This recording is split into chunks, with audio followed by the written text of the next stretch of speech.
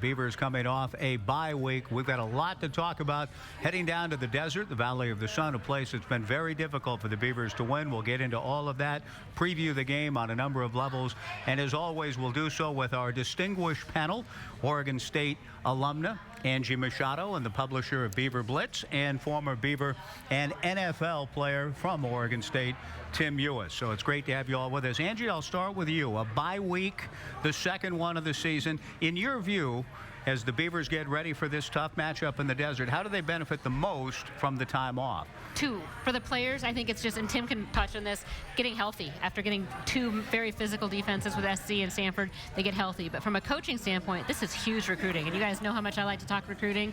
Coaches are able to hit the road, evaluate, throw some offers out, and we'll talk about that a little later in the show.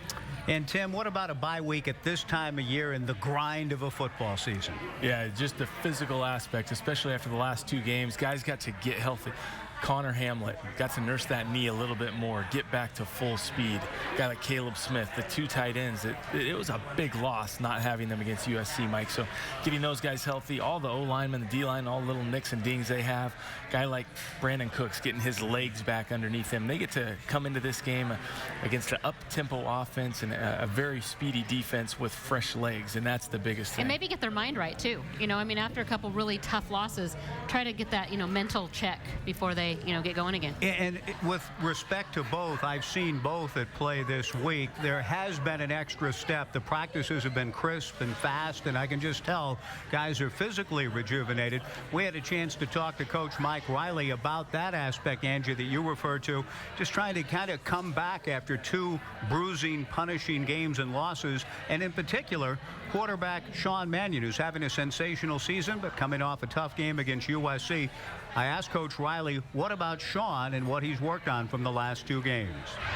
We've played two great defenses. Our whole offense has to bounce back, and so whether it's protection, throwing good choices, all that stuff, we got to put it all together. Well, Coach Riley, I know, is very confident in Sean Mannion's work ethic and approach. And he's going up against his Mannion and the entire team, obviously, as we can see, the class of the Pac-12 South. Arizona State has not lost at home this year. They do have a neutral site loss to Notre Dame in Arlington. Very good at home. And certainly, it's not necessarily a panacea for Sean Mannion, Angie, in the last two defenses that he's played. But more than anything else, and you've touched on this, the extra time, I think, gives a gym rat like Sean a chance to process a lot of things. Definitely. He's able to watch the film of what he did make mistakes on. But what worries me, if I'm a Beaver fan, is the fact that he's taken on two of the top Pac-12 defenses. Arizona State's #1 against the pass and #1 overall. It's not getting easier for him. And without a run game, scary. Well, it is a scary proposition, Tim. I'm not going to deny that. This is a very good Arizona State team. But you understand what I'm saying. Extra time for Sean, for Coach Langsdorff, for Mike Riley, I think is gold in terms of how well they're able to use that time to prepare. Yeah, that extra prep time, that extra time in the film room, in the lab, trying to figure out a game plan to really take advantage of Arizona State's weaknesses, Mike. That's the crucial piece of the pie. And you didn't have that time against, especially USC, and 3 turnovers. It didn't look good. The football didn't feel right, and I think Sean came out of that and learned from it. And we had a chance to talk to Sean coming off his last two games and the 3-interception game the last time around. He's faced great defenses, as Angie points out, statistically a better one in Arizona State. So I asked Sean just what are the differences between the defenses he's gone against the last two games and this Arizona State outfit. I don't want to slight any of the teams because they're all, these are 3 great defenses in our conference. I'd say one main difference is Arizona State likes to throw a lot of stuff at us. They're gonna bring a lot of pressure, a lot of different guys, a lot of different schemes. So I think it'll be a challenge for our offense to be sharp on our assignments and know our keys and see what they're doing. How big of a deal is it to get Connor Hamlet and Caleb Smith back healthy as part of the tight end mix, not only as targets for you, but to help in protection? No, it's huge. Connor obviously is an outstanding player, as is Caleb. I think it was, although it was a bummer to see those guys kind of go down and miss some time. it was really encouraging to see the way Tyler and Kellen played as well. So, I think when you look at our tight end group, when everyone's healthy, that could really be one of our strengths of our team with the amount of depth and talent that we have at that position. So it's great to, slowly but surely be getting everyone back to full strength. Coach Riley has said that as a quarterback, you have to take what the defense gives you, so to speak, and not try to take something that they're preventing. So I'm wondering, when you've looked at game film out of the USC game, as it relates to Brandin Cooks, perhaps, and trying to get the ball to your big playmaker, is it still a matter of, hey, if it isn't there, we can't force it? Yeah, absolutely. And I think, in watching that game with Langs, I think what I felt really good about coming away from it was, he had told me that, one of my strengths all year has been, throwing the ball away and checking it down when stuff isn't there. And I think there were really just 3 or 4 throws where I got away from that. But I think it was good because I got, went back, kind of saw what the problem was. And then, in talking with Langs, he was saying that it's something that I've been doing a good job of all year. And if I can just get back to it, it'll eliminate those mistakes. Final thing, Sean, with respect to Cooks. If defenses are choosing a certain thing, again, you can't force feed him, so to speak. But without revealing a game plan per se, I mean, how important is it to get the ball in his hands some way, somehow? Well, he's an outstanding player. I think whenever you can get, one of your best playmakers the ball, it's gonna serve you well. So I think that's the challenge week to week, is find different ways to get him the ball safely for me. But at the same time, I know I can't just blindly throw it in Cooks' direction. So I think he does a great job getting open. I think our coaches have done a great job, lining him up in different areas, putting him in different personnel groups, finding different ways to line him up. And I know for me, I just need to make sure it's safe and get him the balls, and let him make a play. Well, Sean Mannion's obviously been in the film room and understands the nature of the challenge against Arizona State. And it's time now for our Taco Bell Top 5, which this week will amplify on that challenge. It's always great to see the Beavers atop a list like this, leading the Pac-12 in interceptions with 15, but the Sun Devils tied for second with 13 picks. And clearly, as we see, this is one of the best defenses in the Pac-12 conference. The number that scares me, their rush defense. They held Bishop Sankey and the Washington Huskies to -5 yards rushing. That's pretty impressive. They do a great job of protecting the run and the pass. And I think what the biggest contributor to that is the blitz, Mike. And they blitz 50% or more of the time. And when you're putting quarterbacks in bad positions, go back to that Taco Bell Top 5 list, 13 interceptions. There's times where the quarterback's just throwing the ball out there, just trying to get rid of it so he doesn't get hit. So I think sometimes they sucker the quarterback into a bad choice, but also it pays off big in the run game like it did against Washington. And they also held, the Sun Devils did, -5 Washington and Bishop Sankey. Washington State broke through for +2 yards on the ground. So this is a very good defense. Angie, I would hope to some extent, even though they go about it differently, Sean and the Beavers did have to get used to making hot reads and quick decisions the last 2 weeks with the pressure they've seen. Definitely, and I think this is where we might, Connor Hamlet's back and Caleb Smith should be back. So that's huge for Sean to have those extra targets. But I think this is where we really need to see the screen game, maybe the quick little hitches. Get that involved a little bit to back up that blitzing Sun Devil defense. I asked Sean about the importance of getting Hamlet and Smith back to 100% in the fold. From your perspective, how important is that? It's really important, and not just from the blitz pickup or hot read perspective. Oregon State's changed some of those things. That when I was playing a hot read, two backers come, 2 blitzers come. Derek was dumping the ball off to me all the time. Especially when we play those New Mexico State type defenses, the New Mexicos that are blitzing every other down.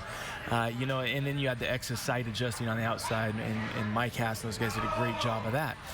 When you look at this defense, you have to have somebody to catch a short ball in the middle to take advantage of that.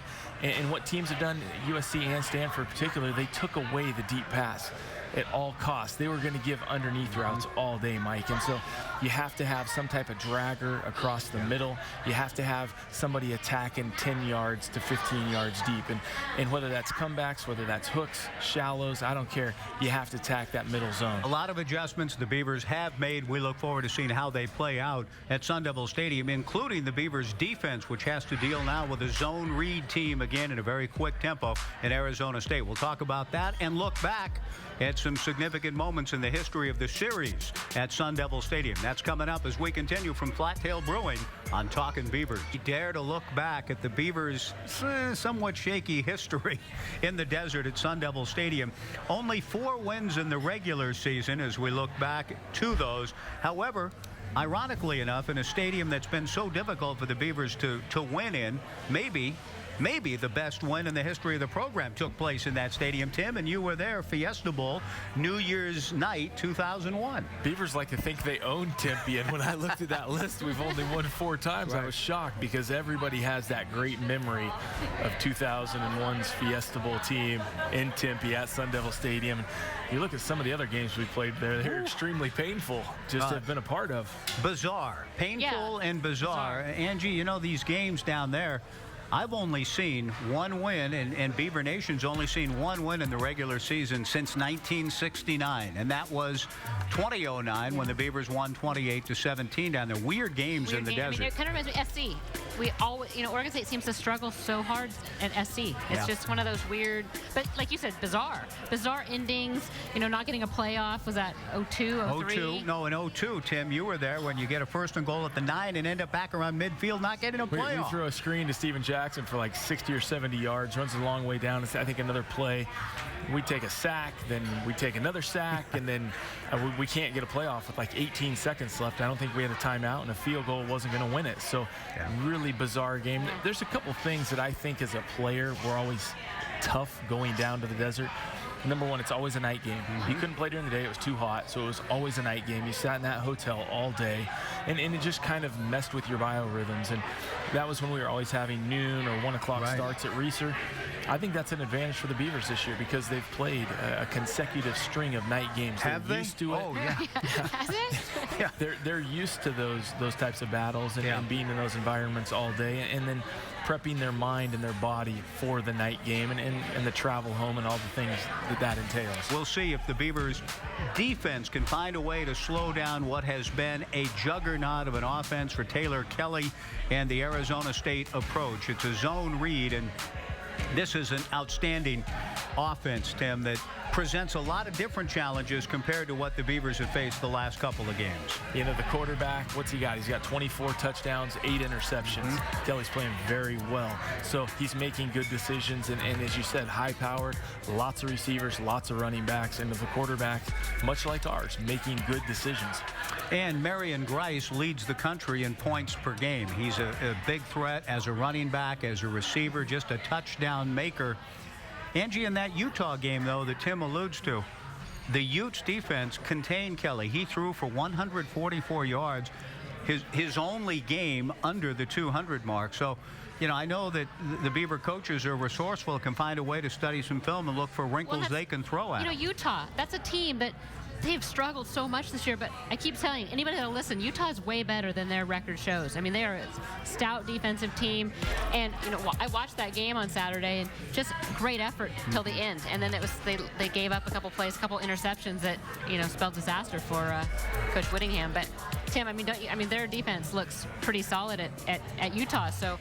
I think Utah is the best team with that record in the country.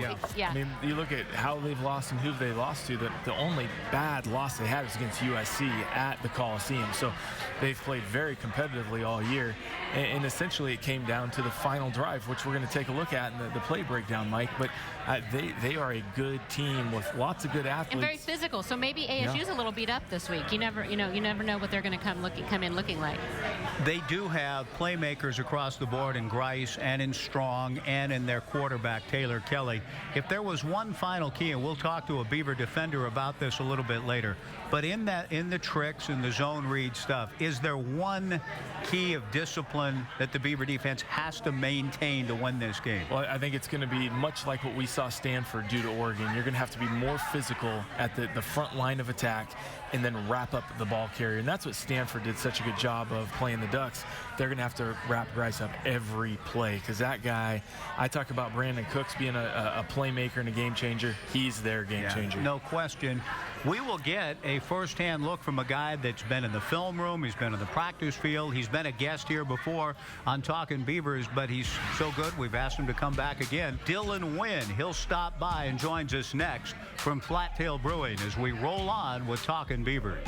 And it's time for us to take a look at what the Beavers are up against this week in terms of Arizona State in one of our favorite segments, and that's Tim's breakdown of plays. We can see that it was a bit of a slugfest when Arizona State traveled to Salt Lake City, and that has been a little bit of the Arizona State storyline this year. They've been dynamic at home. They've struggled a bit on the road, and they were down 19-7 and had Tim rally back and win this game. Utah at home is tough. We saw that firsthand, and the Utes put up a great fight, and in the end, Arizona State prevailed. But I think it's instructive about how dangerous the Pac-12 conference is from week to week. When you look at those spread offenses, the zone reads, Mike, they can put up points, put them up in a hurry. And you know what? Arizona State was not playing their best offense the first 50 minutes of the game, but the game's 60 minutes long. And what we're going to look at first on offense is Arizona State's last drive and break that down, how they came back to win that game. It was a very good win, Tim, and let's take a look at what you've provided for us, because I think it's instructive about what the Arizona State Sun Devils are all about, that they're able to kind of stay with it in spite of being down. They were able to make plays in the end. Yeah, here we go. Let's take a look at this first clip, Mike. This is what they really like to do, line a wide receiver up. This is Foster in the backfield with Grice, and he's going in motion. He's creating a four-man side. They have one-on-one blocking on the outside. They're just going to throw a simple zone read screen pass to the flat. Look at this great block out here by the tight end, by the H. This wide receiver's taking the ball outside all day. You know what? They have good speed. He gets up there. He gets out of bounds, stops the clock with the first down. Really well executed. They like that game of throwing a flat. UCLA runs it. Arizona State's run it in the past. Oregon runs some of those similar concepts.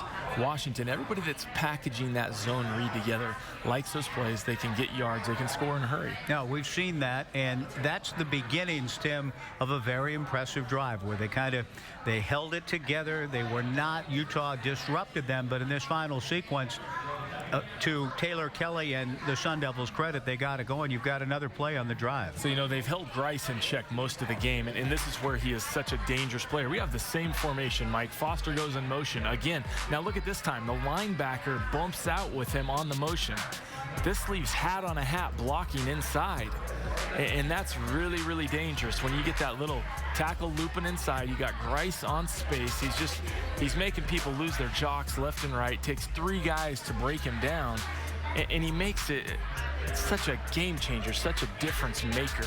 One play in a game that they'd held him in check for the majority of it, Mike. Well, you know, they held him in check, and that's relatively speaking, and that his average per game, 87 yards, doesn't jump off the charts, but he ended up rushing for 136 in this game. He had a 158-yard game against Washington. He's such a dual threat that the 87 plus what he does in the receiving game is phenomenal. That's the other side of it, the receiving game. He hurts you everywhere. He can return kicks. He can run the ball. He can catch the ball. He can do it all. 6 foot, 207-pound senior. And so we're still in the midst of this decisive drive. What else you got for us? We're 2 plays in. We get it down. They're in scoring range. They're in the red zone. Here's what we're going to take a look at. Now Utah says we got to go back to our blitz. So we call this the saw dog, Mike. That's Frank Verducci used to yell it from the sideline in Buffalo. Saw dog. Both the backers coming off the edge. We got the free safety matched up in the backfield. It's really cover zero.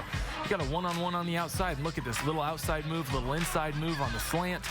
Stopping on a dime, cutting it up, scoring a touchdown right there for Smith. And once again, another dangerous receiver. Really good throw, good protection. But again, knifing upfield, as Coach Brandin says, getting those yards, determined to make it in for the score. And that's what a team that's playing with confidence and is a good football team, they will win these games that they really have no business winning. A lot of people could compare them to the Seattle Seahawks right now in the National Football League, where, you know, against like the Tampa Bay Buccaneers, the Seahawks won a close game. Arizona State won a close game. Before we turn our attention to what they're able to do defensively, and they have great playmakers there too, based on what the Beavers saw against USC, and you've seen the USC-Arizona State film, that offense that struggled against Utah put up 62 on the Trojans. How about that? I said that was a different USC football team, and they wish they could have that game back. And that could be the difference maker in the Southern Championship. And it'll be interesting to see what happens when USC and Stanford meet this week and see what USC really is made of. We have heard a lot about Will Sutton, and well, we should, because he's one of the great players in the country. And in fact, we had a chance to talk, and before we get to your play, we had a chance to talk to head coach Mike Riley about what Will Sutton does on this defense.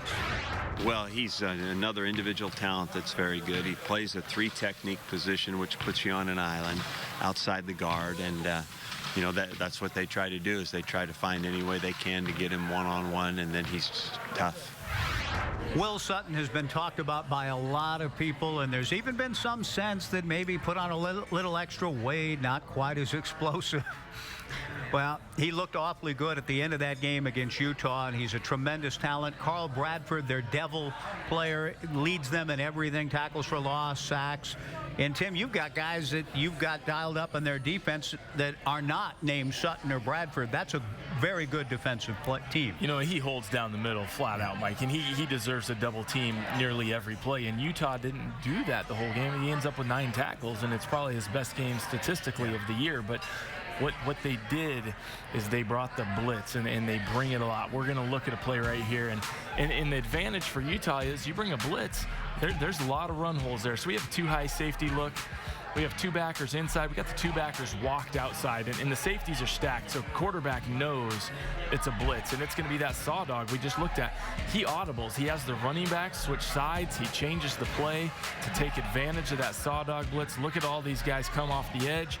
Hat on a hat again, Mike, and this is the power of taking advantage in the run game of those blitzes. The Beavers are going to have to capitalize on this. They're going to have to take advantage of those run lanes that the Sun Devils give them. Well, and the Beavers will take 2 healthy backs in Storm Woods and Teron Ward, and last year Teron rushed for 146 at Reeser against that defense. So maybe he's a candidate. I'm not trying to tell you what to do, but it's time for our predictions of who will have the biggest impact. Wilson Motors game balls handed off to you by none other than Angie's 6-year-old son. His birthday today, Jackson Machado. Happy birthday, Jackson. Nice handoff. Good job. What do you got for us, Tim, the game ball? My game ball is going to go to our nickelback, our dime back, whoever's playing that extra guy. It might be Zimmerman. It might be Sean Martin in there. It might be Larry Scott. Whoever comes in to take place of a linebacker, D lineman, to stop that zone read. They're going to have a heck of a game and perform their job very well to end up with a victory. I'm going to go to the other side of the football, and you'll like this because I just think Connor Hamlet coming back near 100% in the protection game, in the receiving game. I think Connor's going to have, as he did down in Tucson last year, the state of Arizona, a nice place for Connor Hamlet to shine. So my Wilson Motors game ball prediction, 89, Connor Hamlet. Angie? And I'm going back to linebacker, Jabril Johnson. Jabril needs to be that spy. I see him having a big game being the spy, keeping Taylor Kelly, Grice in check. So my Wilson Motors game ball prediction is going to Jabril Johnson.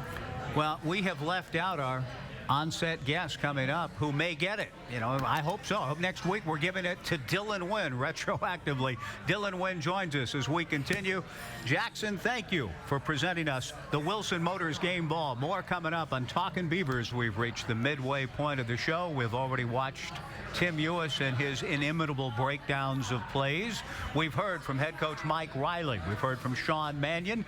We've also handed out our Wilson Motors game balls and touched a little bit on the bizarro universe that is Tempe and Sun Devil Stadium when it comes to Beaver football games down there. Still to come, a recruiting update from Angie, another feature of Run and Catch with Storm Woods and Brandin Cooks, as well as the one thing the Beavers have to do to break through with the win. And to help us talk about that, it's a pleasure to welcome for the second time this year to the set of Talkin Beavers here at Plattale, Beavers junior defensive end, sometimes defensive tackle, Dylan Wynn. Dylan, great to have you back. Thanks for joining us tonight. Thanks for having me again.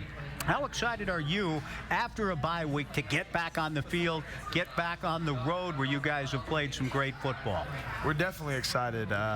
when coming in off of a bye week, everyone's kind of itching for that game because you get so used to it. And we do play really good on the road, and we're really excited. Arizona State's a fun stadium to play in. How did the bye week treat you, and did it come at a good time for you and you think for the whole team? Absolutely. It definitely gave the team the ability to heal up, really get to a position where we can really turn around. We haven't had a very good 2 last games, and we had to get back to the basics, and this bye week's been nice because we were able to work a lot of fundamentals on the first week and then focus on Arizona State the second week.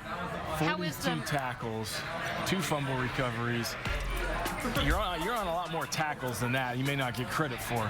The body, how's it feeling this point in the year, and how crucial is that bye week ice tubbing, getting your mind right, getting your legs right, Dylan? I've been great this season, luckily. I worked a lot with Brian Miller in the offseason, working on my speed, my flexibility, and I can see it absolutely paying off at this part of the season. I feel great. My flexibility's good. And just continuing to ice bath and stretch before every practice and after every practice has definitely helped me out. How's the psyche of the team after the 2 really tough losses at home? You know, what are you guys mentally? How are you guys doing? Do you feel as a team? We're doing great mentally. Being able to live in that week-to-week bubble that Coach Riley harps on so much is built for these kinds of situations. The bye week, we don't even think of USC and Stanford anymore unless it's a tool on our belt. And being able to carry that into the Arizona State game, and it's all steam ahead, ready for them. From that standpoint, Dylan, the style of play that you're dealing with from a defensive standpoint now, you're playing a different kind of look, aren't you? Tell us the biggest things, the differences between what you've seen the last 2 games and what Arizona State will do. We kind of go back to a little bit that we saw at the earlier part of the season. A lot of the read option teams, the spread teams, and really just brings a lot of speed on. Their quarterback's fast, their quarterback's an athlete, basically a running back as well. Their wide receivers are talented, again, very good route runners, and everyone has speed. Even their O-line is very athletic. So when I go to look and break those films down, I see teams like Washington, Utah, Arizona State, UCLA, all running those same packages, trying to get a 4-man side, running that swing pass concept or screen with a vertical, and then coming back to that zone read. As a D lineman, what is your #1 thing you're looking at to ensure that you can either get the quarterback or the ball carrier in that situation? A lot of things that we can bring in to these games is being able to watch the film and figure out their tendencies so that we can play fast. As a D-line, we definitely have to know that the quarterback is mobile, but we don't let it affect our game. So we have to get at them, and we have to be aggressive still, and we can't let their offense make us play our defense differently. We have to make their offense play to our defense. And especially against these athletic teams, it turns into a lot of hustle and trying to get 11 hats on that ball. So you're still trying to dictate the tempo and the pace, is what I'm hearing. Absolutely. That's another big thing that's coming into this game is it's a fast tempo offense, and I mean it's definitely not going to be the last time we see it this year, and it's a mentality going into practice, and we got to be ready before their offense is ready, and especially when you get down Arizona State, sometimes only takes like 7 seconds in between plays, and you got to be ready for it. So Dylan, going now, and I know you guys will say you're not looking ahead to Oregon at all, but it's got to be in the back of your mind a little bit. I mean, it's a huge game. How does playing a team like ASU help you get back on track to play that spread team to prepare for Civil War? If we're looking all the way to Oregon, I mean, the rest of our schedule is perfect for it. You go Arizona State and Washington, which both play different versions and different ways of the Oregon offense. And for the rest of the year, we're against rezone spread offenses that have a lot of speed, very high athleticism, and all three teams have a highly mobile quarterback, and that's definitely what we're guaranteed right now. Last thing quickly, Dylan, it's another night game. Then you play another night game when you come home against Washington. But you guys have done pretty well. I mean, I don't know how you bide the time all day long on these long road trips, but it seems like you figured out some things to have you ready come nighttime on the road. I feel like we've only had like one non-night game this year, and so it's definitely something we're used to, and something we've grown accustomed to. I like being able to eat a big dinner the night before, and you get to sleep in. Right. And then we have meetings. Then we have meetings throughout the day, and you really get to relax and just make sure your body's exactly where you want to be. And We used to personally like either it. go to a movie, or in the NFL, which a little different rules, they'd let us get a movie in our hotel room with our roommates. So do you watch movies? Do you watch other football games? How do you pass your time? Well, a lot of guys definitely watch the other football games, and but different people have different kind of traditions and stuff. And I know Monte Rosa is always my roommate, and we always watch like Real TV, maybe some Family Guy, South Park here and there. We have a certain go-to shows that, I mean, Real you motivators. That's the problem is you go to certain hotels and they won't have certain channels, and you're like, all right, come on, you're killing me.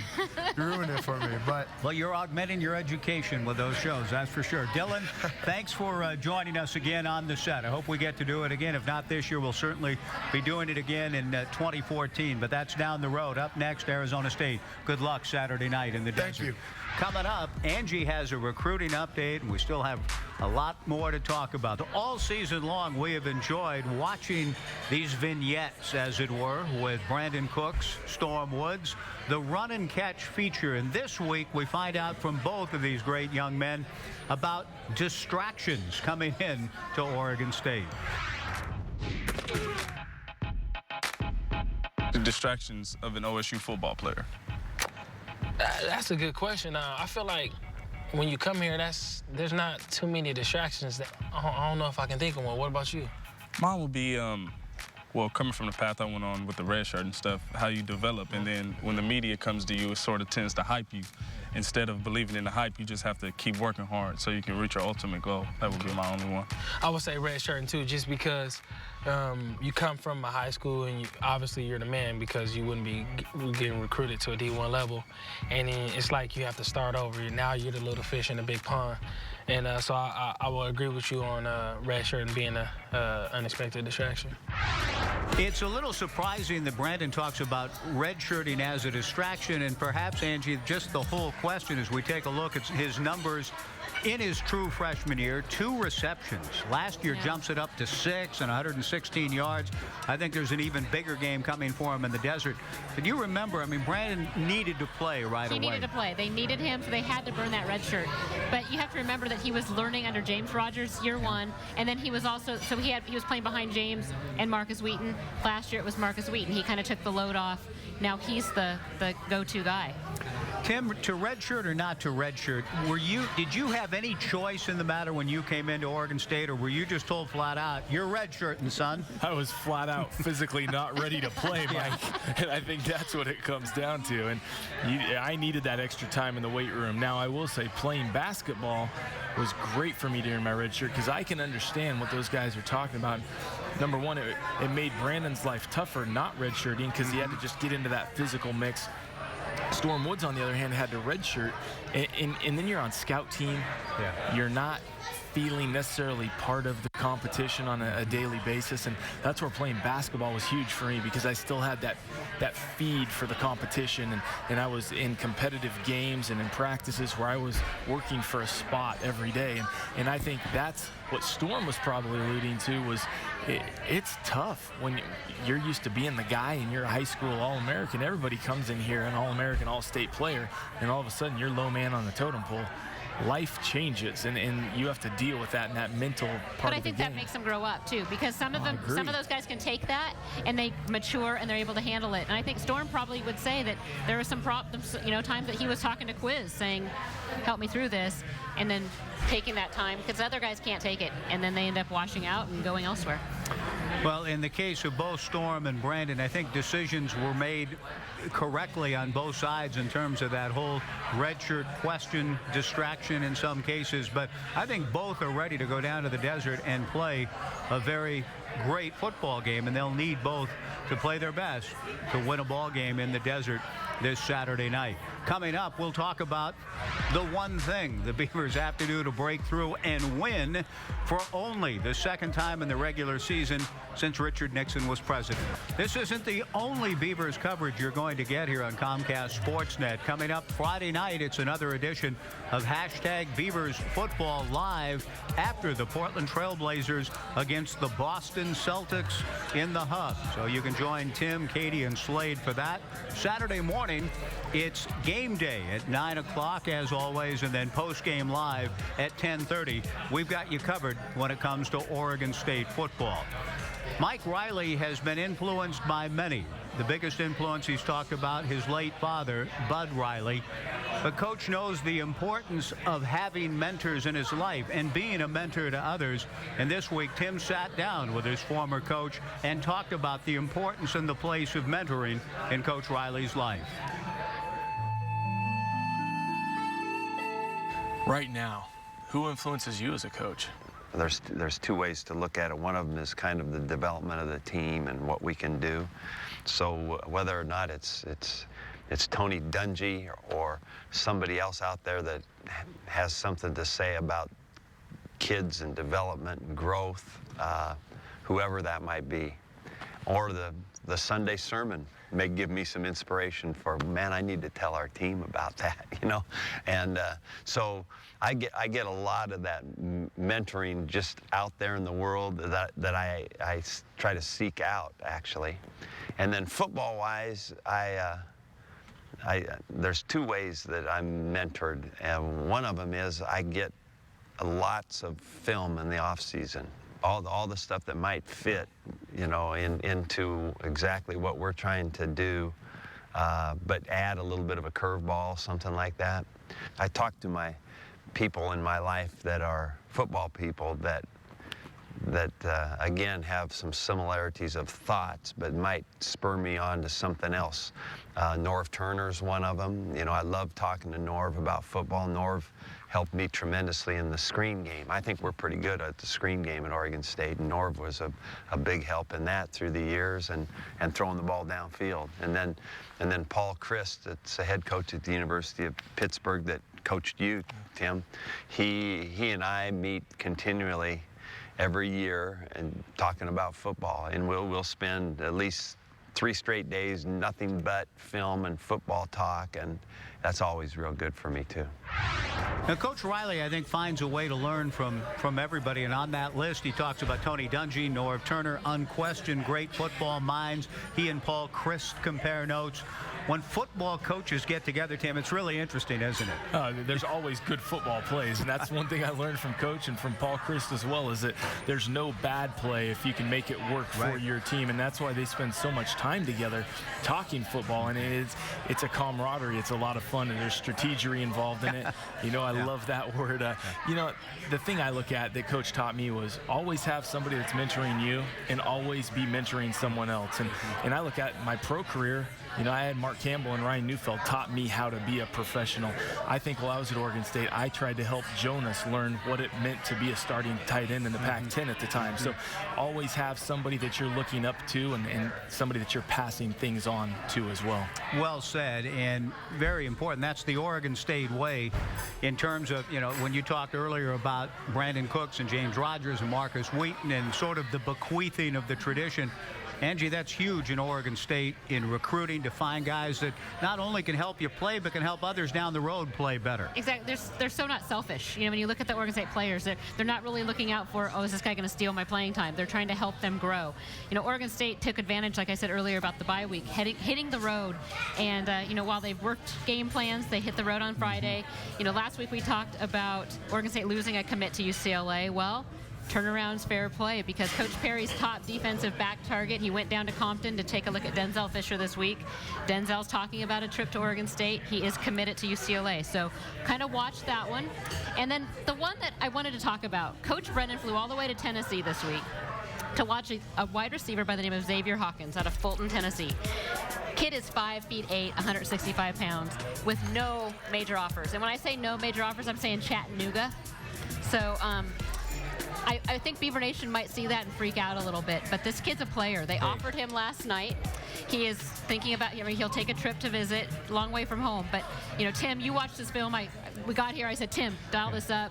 He's fast. So Beaver Nation, if you start seeing this name, Xavier Hawkins, don't panic thinking he's a no star. The kid has what some they skills. need to do is check him out on YouTube. Yes, check out his film. We'll have it on Beaver Blitz here shortly. See how he runs the fly sweep. See how he runs the slants, the fades. I think He's got speed to burn. Speed to burn. And I called him what I call Brandin Cooks light. He is, and I really like the way he plays.